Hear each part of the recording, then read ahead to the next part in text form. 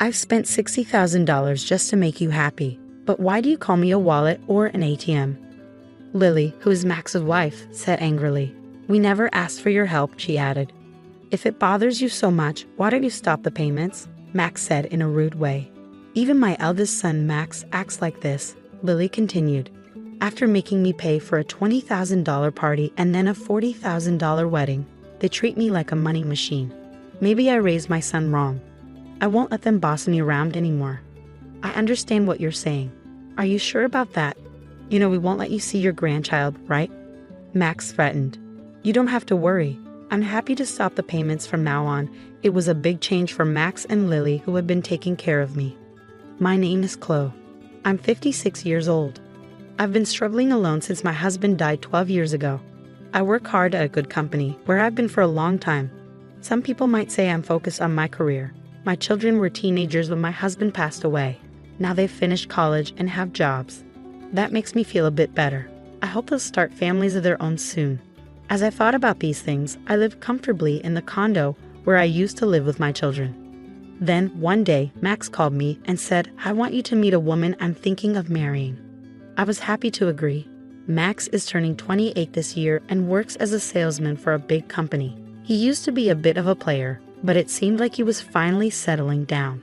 On the day he brought the woman he wanted to marry, he said, Mom, it's been a while. This is my fiancée, Lily. Nice to meet you, as he introduced her. Lily worked as a receptionist at Max's company. She was very pretty, and I felt proud of my son for finding her. Congratulations to both of you. I'm here to support your happiness, I said with a smile as we talked. Eventually, they mentioned having an engagement party soon. I need to get ready. Mom, can you pay for the engagement party? It'll cost $20,000, Max asked me. I was surprised because I thought it would be around $10,000. But seeing how happy they were, I agreed and said, sure, it's a happy occasion. Later, my oldest daughter, Mia, came to visit. How's work going, Mia? I asked. The deadline was yesterday. I'm doing fine, Mom. Don't worry, Mia replied. Mia draws manga for a living. She hasn't had a big success yet, but she has her own series and earns enough to live on. She's always been good at drawing and loves manga, so it's the perfect job for her. By the way, Mom, Max is getting married, right? Mia asked. Yes, he came by with his fiancée, Lily, and they asked for $20,000 for the engagement party. I told her. Wow, that's a lot of money, Mia said. Well, they said they're going to use it for their wedding and to give gifts to thank people. Is that how it works? And so on the day of the engagement party, I gave them the $20,000 as promised. Both Lily and her parents seemed very happy. We'll use this money to start our new life together, they said as they put away the $20,000. They didn't give any gifts of thanks like I expected, but I told myself that's just how engagement parties go. As long as they have a happy marriage, it's okay, I thought. But a few days later, Max surprised me. We're having a big wedding with lots of guests, maybe around 250 people, he said. That sounds great. Mom, can you pay for the wedding up front? What? I have to pay. I thought weddings were paid for by the couple, I said. I'm counting on you, Mom. It's normal for parents to pay for the wedding. I already gave a lot of money for the engagement party. Lily's parents can't help, and I'll pay you back for the wedding gift, Max explained. I reluctantly looked at the bill Max had brought. To my surprise, it was for $40,000. The thought of paying so much money up front made me feel dizzy. How big is this wedding going to be? Isn't this too much? I asked. It's a once-in-a-lifetime thing, and Lily wants everything to be perfect. Plus, don't we want Lily's parents to see how happy she is? Max said, making me feel trapped. I couldn't say no. Okay, it's a special occasion, I agreed. Max smiled and thanked me before leaving the room. Later, I paid the $40,000 up front to the wedding venue. It was tough to use my retirement savings, but I did it for my child's happiness. 2 months later, on the wedding day, the venue was more luxurious than I expected. Mia and I arrived early to get ready. As I was about to knock on the bride and groom's door, I heard them talking. I can't believe we're having such a fancy wedding thanks to Mom, Lily said. Yeah, and she gave us $20,000 for the engagement party, Max added. I even bought a new bag. What a great wallet, more like an ATM. Let's keep taking from it, Max. Mia and I were shocked to hear this. Lily happily said. If we ask her, she'll probably pay for the rest of the wedding, right? Of course she will. Then let's use the wedding gift for a honeymoon trip to Hawaii, and we'll bring my parents too. How about buying a high-rise apartment for our new home? That sounds perfect. Let's get my mother to pay. She has the money, Lily said. My hand was shaking as I raised it to knock on the door. Mia took my shoulder and led me away. I took a deep breath and held Mia's hand. Mia, there's something I need you to find out when the ceremony starts, I said. Sure, Mom. Leave it to me. And so Max and Lily's wedding began. I couldn't stop thinking about their earlier conversation. When the MC introduced me and the spotlight fell on me, all I could do was bow. Mia, who had been going around toasting, came back. Mom, I checked with Lily's relatives. Both of her parents are fine. That's terrible. We need to confront them. I'll stay by your side, Mia said as it was time for the first outfit change. Lily left first, then Max followed. Now it's the groom's turn. His mother, Chloe, who raised him on her own, will escort him, the announcer said. I walked down the aisle to meet Max. Max seemed a bit drunk but happy. He said into the microphone, "This is my amazing mom." I kept a serious face and walked with Max out of the hall to the dressing room. Mia was there and talked to Max. Max, I need to ask you something. What is it, sis? Hurry up, I need to change, Max said quickly as he undressed. Mia heard their earlier conversation in the dressing room. How could you talk about Mom like that? She asked. You heard us? Well, whatever. Max replied rudely. Lily, who had changed into her dress, came in. Mother-in-law and sister-in-law, what's going on? Mia asked. Lily, we found out that your parents are healthy. They both have good jobs. Why are you making Mom pay for everything? What's happening? Mia asked. Lily exaggeratedly acted scared. Is this some kind of bullying from a sister-in-law? Scary, Lily said mockingly. I lost my patience with her disrespectful attitude. I've already paid $60,000 to make you happy, and yet you treat people like they're just wallets or ATMs. What kind of behavior is that? Lily laughed as if it was a joke, acting all superior over such a small amount. We're not in debt to you. Plus, it's normal for the groom's parents to pay for the wedding, right? But you lied about your parents being sick to buy a new bag, Mia said. Oh, you were listening in. That's a terrible habit. Watch your mouth, Mia, Lily angrily replied. Then she looked at Mia. I don't want to be lectured by an older sister who's still single at 30 and has a weird job as a manga artist. Maybe you're too nerdy to get married. You're hopeless when it comes to marriage, sis. Mia was stunned into silence. How dare you speak to me like that if you want to see your grandkids, Mom, Lily said. Mia couldn't believe what she was hearing. How dare you talk to me like that? I tried to scold them, but Max laughed and said, if you're going to talk like that, try stopping the payments.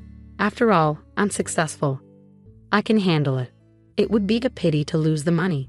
I paid $20,000 for the engagement party and $40,000 for the wedding. And this is how they treat me. No thanks, only meanness. I must have made a mistake in raising my son. I've had enough. I won't let them control me anymore. I heard what you said. Are you sure? If you don't listen, you won't see your grandchild. Max threatened. But I said firmly, that's okay. You don't need to visit. I'll happily stop paying. Max and Lily were shocked.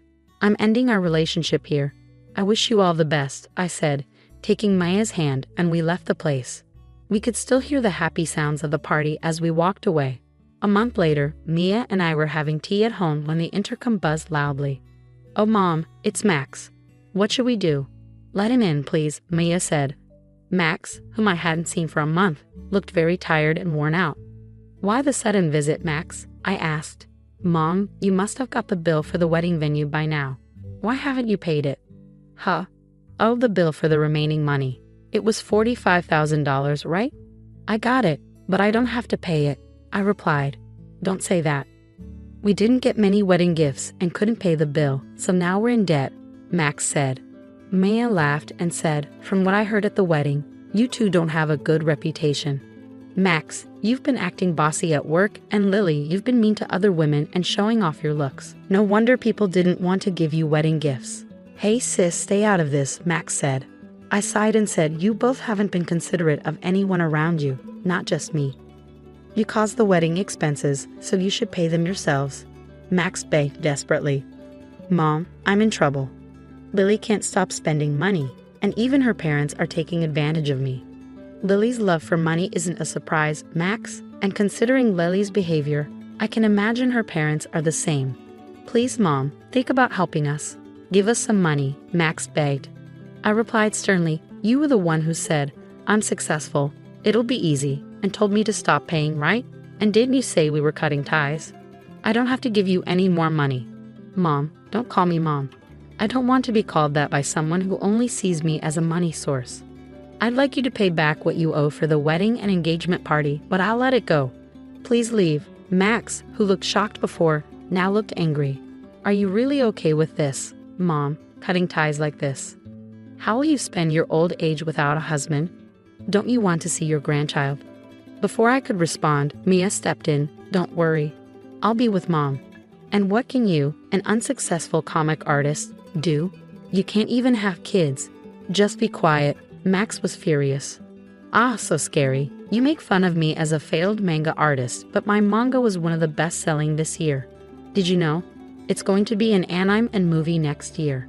I'm in a much better financial situation than you with your debts, Mia said confidently. She then revealed her successful career. Max noticed something on her finger. Hey sis, that ring. What's going on?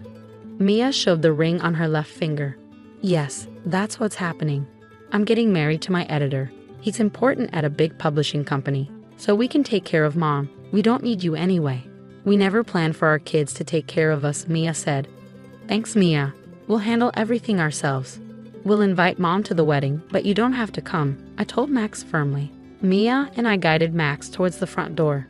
Please, Mom, and you too, sis, Max said, trying to appeal to us. Then he asked, are you going to give us money? I had a realization. That director at your wedding is a client of my company. It seems your special treatment was because of me. But I've stopped it. Handle things on your own now. Goodbye, I said. Mia and I pushed Max outside and locked the door firmly.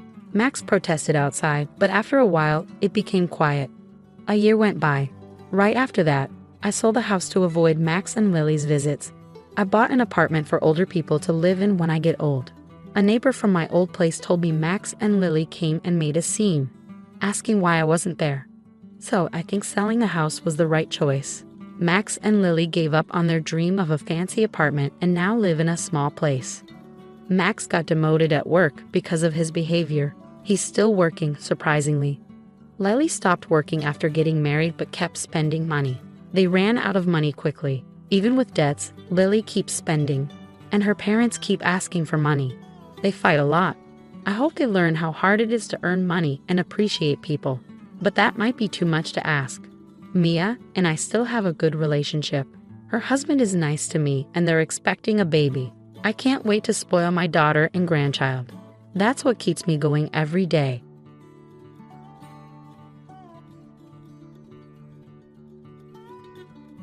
As Mary, nearing her late 50s, reflects on her life, she finds herself at a turning point.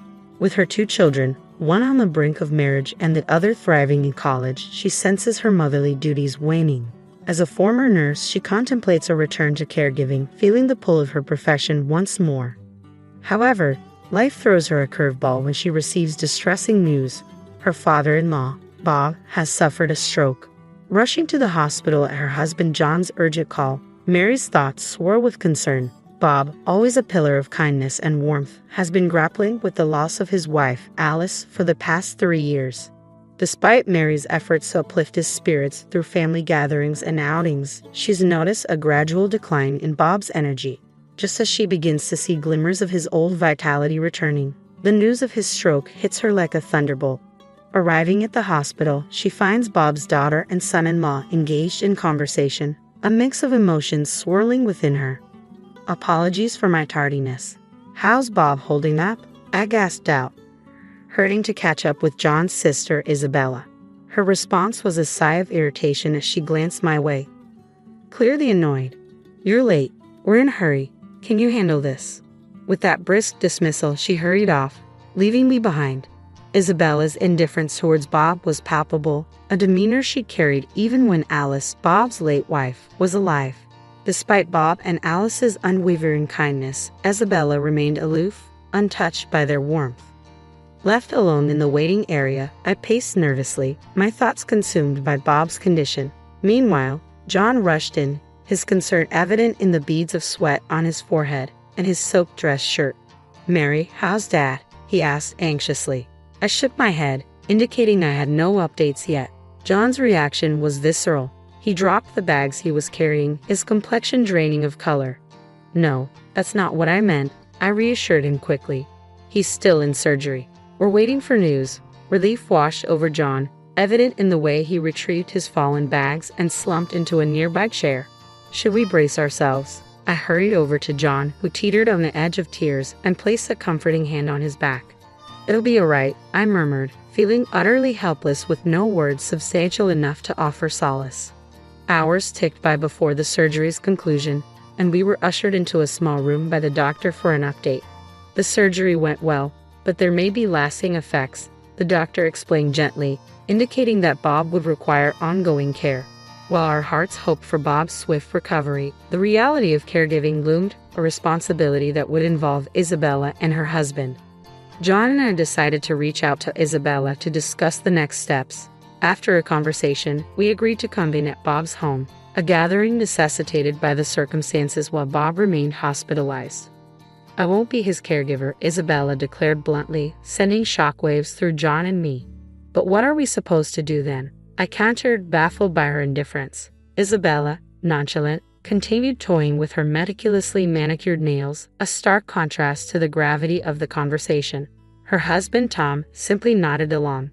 "What about a nursing home?" I suggested, met with Isabella's vehement refusal. "I'm not wasting money on that. This is what happens whenever I get involved," she snapped, shooting me a venomous glare. "It's like my opinion doesn't matter, so I keep quiet. If he can't go to a facility and neither of you will care for him, what's the plan?"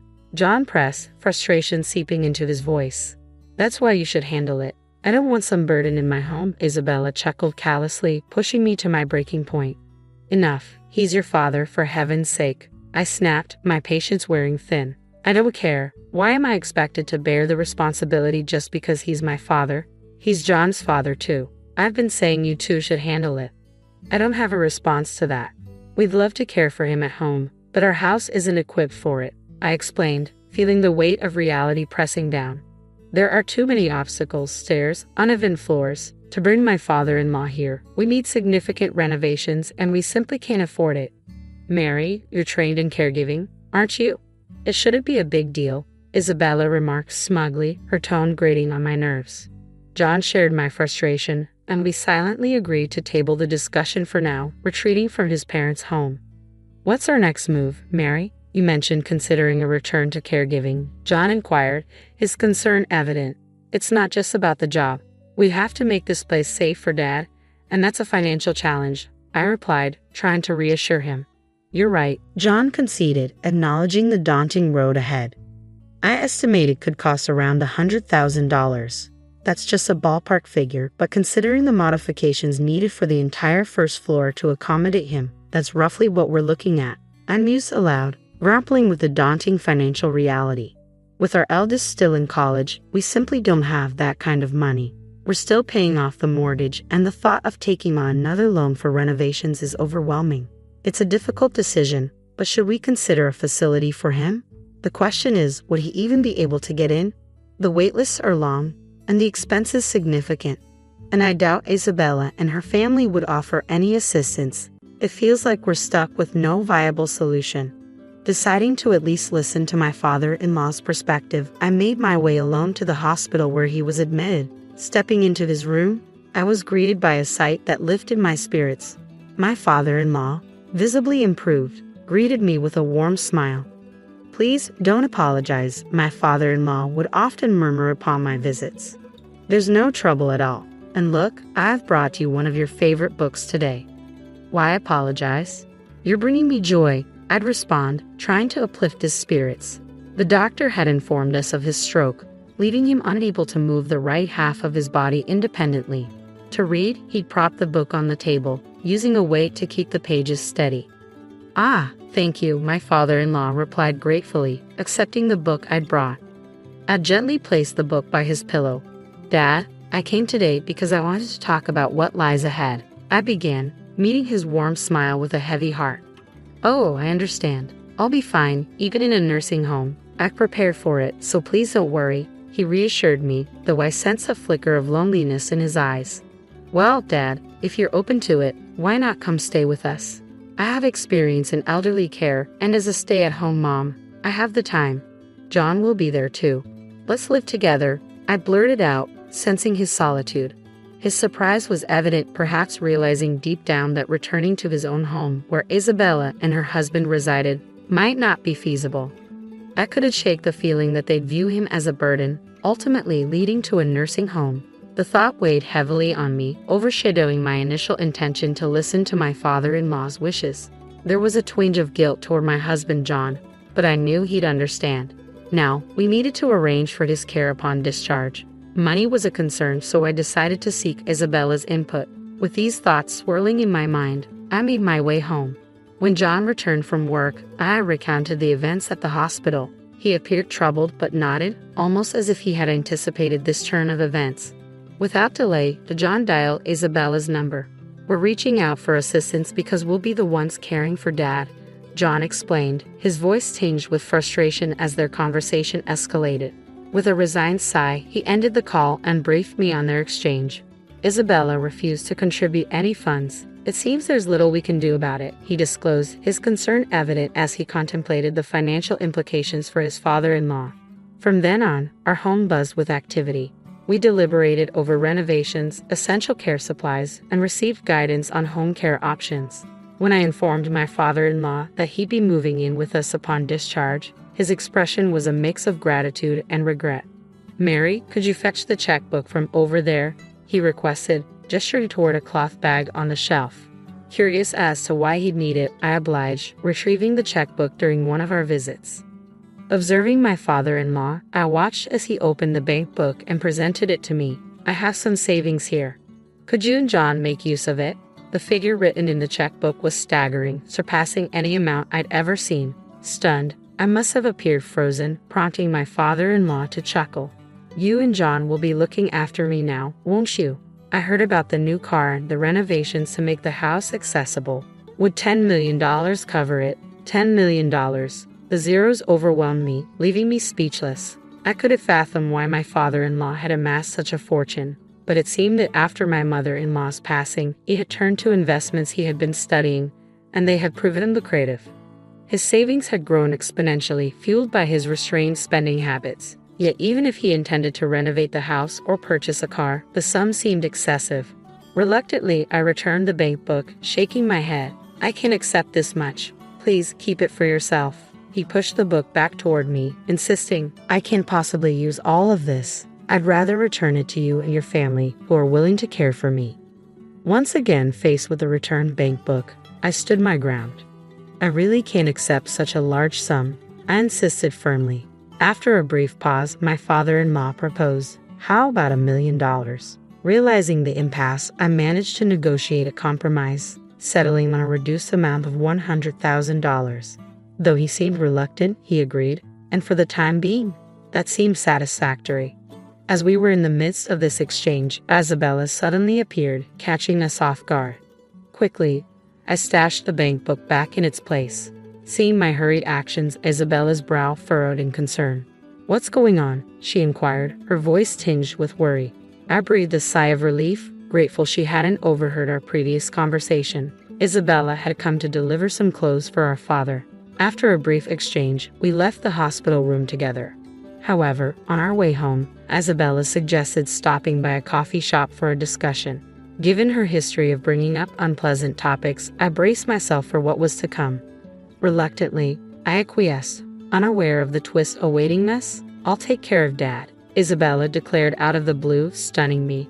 Her sudden proposition caught me off guard, especially since we were already knee-deep in preparations to accommodate my father-in-law, including ongoing renovations to our home. I could have fathomed why she would make such a proposal at this stage. So you won't need to visit the hospital anymore, she added. Visiting isn't solely the responsibility of the caregiver. There's no rule dictating that only the caretaker should visit. Why would she say that? I pondered, feeling perplexed by Isabella's unexpected offer. Despite my reservations, I suggested we postpone discussing it further and made my exit from the cafe. Back at home, I shared the encounter with John, who mulled over it before a realization dawned on him. She must have caught wind of the savings, he concluded. It seems that's the case, he added. Otherwise, she wouldn't have volunteered for the caretaking role, especially given her previous reluctance. I harbored a vague suspicion that Isabella had somehow discovered the extent of my father-in-law's savings and was angling to secure a share of it for herself. Perhaps she would concoct a reason to start dipping into the funds. But what do we do about it? I queried, feeling a sense of unease. I got an idea. Let's give her a chance, John suggested with a mischievous grin, hinting at a plan brewing in his mind. Uneasy about his scheme, I opted to stay silent and play along with Isabella's request for the time being. I assured my father-in-law that financial concerns were no longer an issue and that Isabella would be providing care. His response was vague, his expression neither confirming nor denying his comprehension. With that, the conversation concluded. Following his discharge from the hospital, my father-in-law returned to the family home in Nebraska, where Isabella resided. During a visit to the house, I couldn't discern any signs of renovation or adequate caregiving supplies. I questioned whether genuine caregiving could take place under such circumstances. However, it was Isabella's decision, and I felt it wasn't my place to intervene, so I remained silent. 2 months later, I received a frantic call from Isabella. "Mary, I can't do this anymore. Please come over right now," she pleaded urgently. Concerned, I wasted no time and rushed to the house in Nebraska. Upon my arrival, I was greeted by a disarrayed house and a foul odor lingering in the air. Puzzled by the scene before me, Isabella emerged, looking more worn out than ever. Dark circles shadowed her eyes, and her movements were unsteady. "Are you all right?" I asked, rushing to her side, alarmed by her condition. Isabella grasped my hand tightly and muttered, "Get rid of that." Confused at first, I managed to calm her down and coax an explanation out of her. It appeared that she had underestimated the demands of caregiving. From assisting with mobility and meals to managing incontinence, including dealing with diapers, the responsibilities had overwhelmed her. She felt incapable of managing anything, not even attending to her own needs. I reassured her that I couldn't make any immediate decisions but promised to reach out as soon as possible. With a heavy heart, I carried this burden home with me. "It's been 2 months already." "Impressive," John remarked, glancing at the calendar. It seemed he had anticipated this turn of events. He suggested we pick up my father-in-law on his next day off, and I readily agreed. A few days later, as we arrived at the family home in Nebraska, my father-in-law was already packed and prepared to depart. Relief washed over me knowing we could finally bring him home. Just because I endured for 2 months and used to live here doesn't mean I don't deserve compensation. "I think $5 million sounds fair," Isabella declared suddenly as we were assisting my father-in-law into the car. I froze in disbelief. John, too, was taken aback, turning to face Isabella with a mixture of surprise and dismay. But she remained unfazed, sporting a smug expression. "Isabella, what on earth are you talking about? This isn't the time or place to discuss money, especially not in front of Dad. Remember, he raised us," John reasoned, attempting to appeal to her sense of decency, but his words seemed to fall on deaf ears. "I'm his daughter. It's only fair that I get compensated," Isabella retorted defiantly, her audacity catching me off guard. How could she be so brazen? Appalled by Isabella's attitude, I couldn't hold back. "Isabella, discussing money in this manner is completely inappropriate. Besides, you've already received funds," I interjected, my father-in-law echoing my sentiment with a disbelieving expression. "That's all gone now. Just $5 million. What's the harm in that? If you're just going to squander it away, you might as well put it to good use, sis." Isabella's callous words towards her own father left me speechless. Even my typically composed husband John was visibly enraged, his face flushing red with anger as he glared at his sister. "John, it's all right. She's stating the truth." Bob, my father-in-law, attempted to calm his incensed son. Then, turning to Isabella with a stern demeanor, he delivered his verdict. "Isabella, you are no longer welcome in this house. Leave immediately." His tone was cold and final. Stunned by his words, Isabella stood frozen in shock. What? What are you saying?" "I'm your daughter, Dad," Isabella exclaimed in disbelief. I have only one child, my son, and this woman beside me, Mary, is my daughter-in-law. I no longer recognize you. Leave with your foolish husband." Bob, my father-in-law, responded with a sternness that startled me. I had only known him to be gentle and soft-spoken, but now his eyes were steely, commanding no opposition. Even Isabella seemed subdued by his authority. "Shall we depart then? We're relying on you moving forward," Bob continued, his demeanor shifting back to its usual warmth as he addressed me. With no other recourse, John and I complied with his directive. As we drove away, leaving Isabella behind in stunned silence, it felt surreal. Later, we learned that Bob had arranged with his lawyer to draft a last will and testament, ensuring that the inheritance would solely benefit John and guaranteeing that Isabella would not receive any portion of it. With Isabella gone, the house stood vacant and John and I expressed our desire to reside there. Bob gladly agreed. Isabella and her husband relocated to an apartment, but it became evident they had been tapping into Bob's finances even when he was in good health. Their extravagant spending habits landed them in debt, and now they struggle to settle it.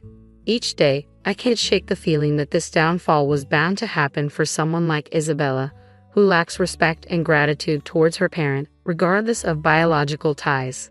While tending to Bob's needs presents its challenges, my background in caregiving allows me to handle it without feeling burdened, and I